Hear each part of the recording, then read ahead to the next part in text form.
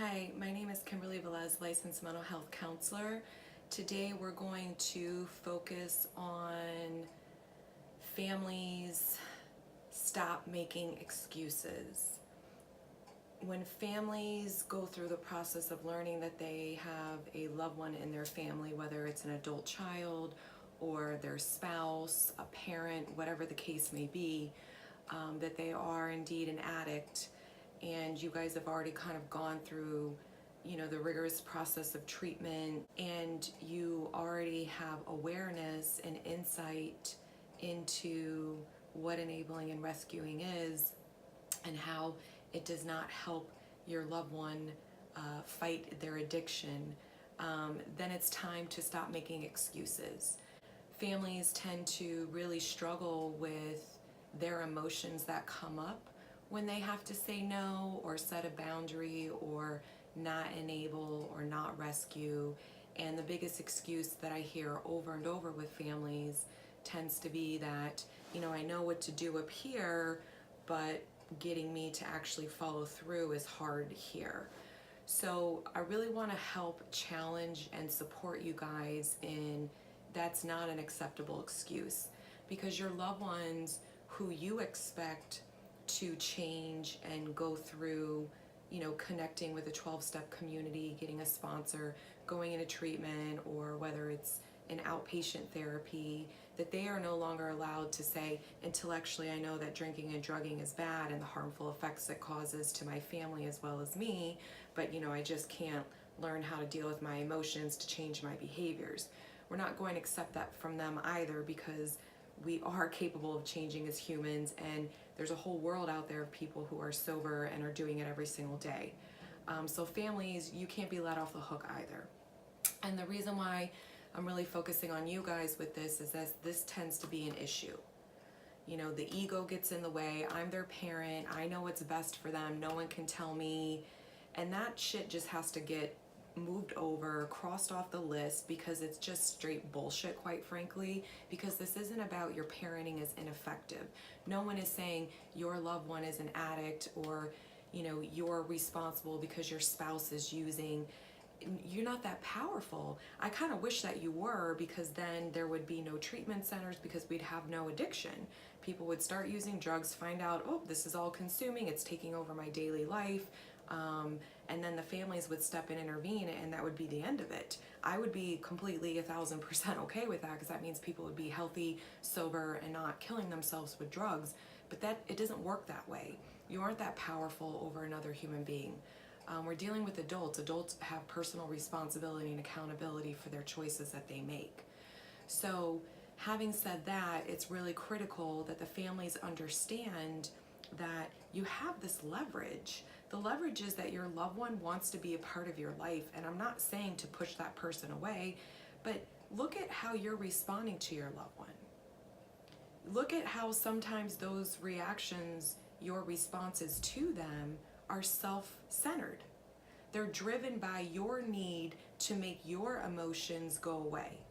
And when your loved one is in crisis, or your loved one is lying again, or your loved one is using drugs again, whatever the case may be, your loved one's calling you because they're not stepping up to the plate as an adult, and they want to take the easy way out and call mommy and daddy, or lean on their spouse for the answers instead of having to go out and do it themselves, and you respond and give into that, then we're just fueling this cycle. Nothing's changing. And you feel better in the moment because the crisis may be averted, temporarily put out another fire, and now you can sleep better that night. But the ramifications of you guys jumping in as the family and enabling and rescuing over and over again is fatal.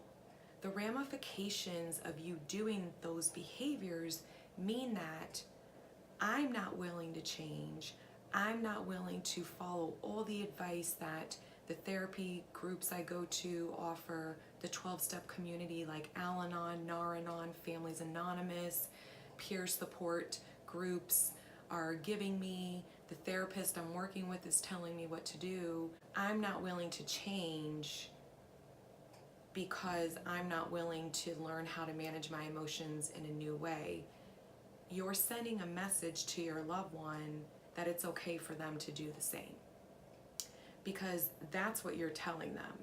You need to change, I don't. And that's not true.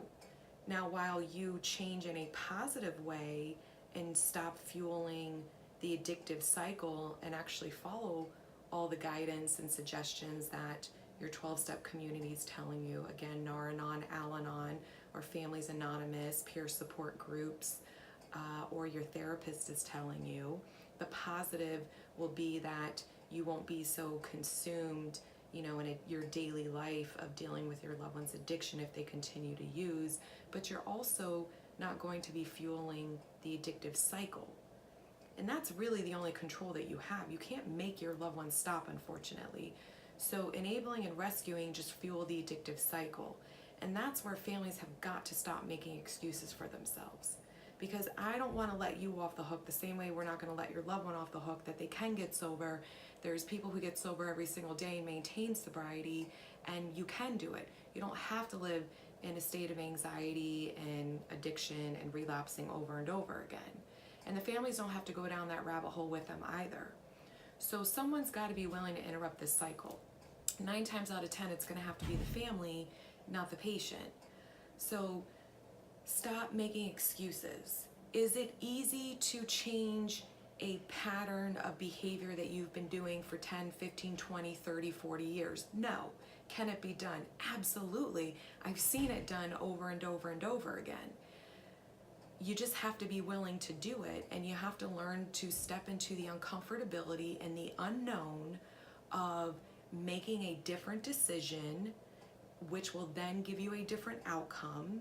And that can be fearful, because when we don't know what's going to happen, it does make us scared sometimes as human beings, especially when we're dealing with someone we love who's killing themselves through addiction. So that fear is escalated a million times over. But again, if you practice this and start engaging in it, then that fear of the unknown starts to dissipate. The uncomfortability of saying no and having a different reaction to your loved one starts to go away. And then you replace an old pattern that doesn't work with a new pattern that helps you and helps your loved one. And that's all we're asking.